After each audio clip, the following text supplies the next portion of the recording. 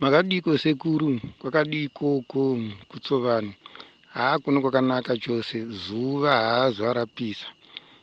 Kwapisa mbeu dzatofa nezuva iri. Asi nzungu ndo dzata sezviri naniwa hadziri nani. Asi chibagwe chatofa nezuva iri. Nhasi kuno kusekuru kuno musangano kuwa December.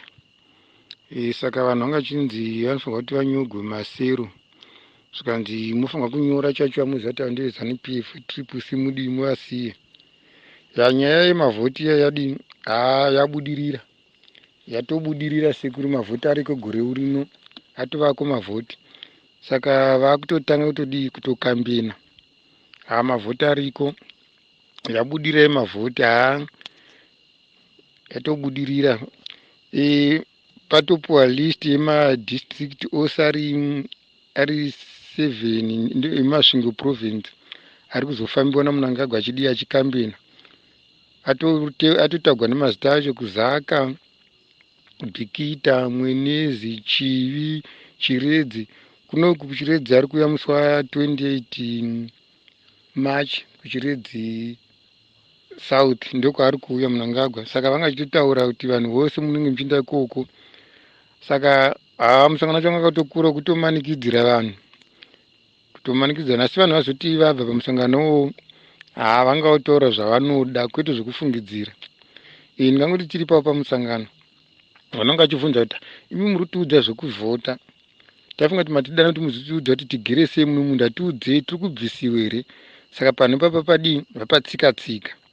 Saka vanhu vazoti vabva pamusangano vakati nanga kuti muvhoteri gore rino. Isu tisitomutsigira asi akutibvisa futi mumunda imomo.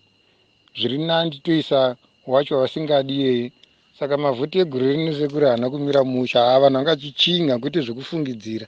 Munangagwa akawana vanhu 20 muno muwadhi medu munomu. Panenge patoshandiwa. Anenge ashanda ende techidoti ahwina ipapo. Kuzi zvinhu zvatochinja kwezvino. Vanhu vari kuenda kuna Chamisa. Vose vanhu vatoenda kuna Chamisa. Ava vanhu havana biti vakangozvikanganisawo.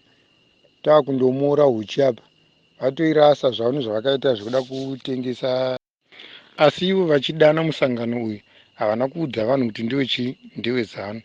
Vati kwai vakatanga vati umwe nomwe musha wega ngaufotokopi foto yechitupa.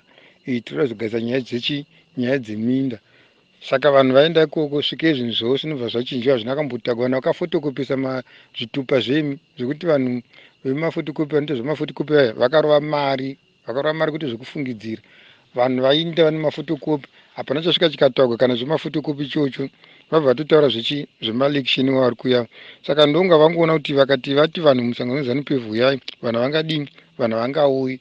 Saka vanhu vasumuka neuhwando hwavo vachifungidza kuti nyaya dzeminda toda kugadzirirwa zveminda.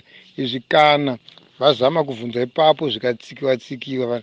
Saka vanhu vabatikana nazvo ndopavataura nyaya dzemavhoti wawa. Mavhoti abudirira seku 2 months vanhu vachitokambina.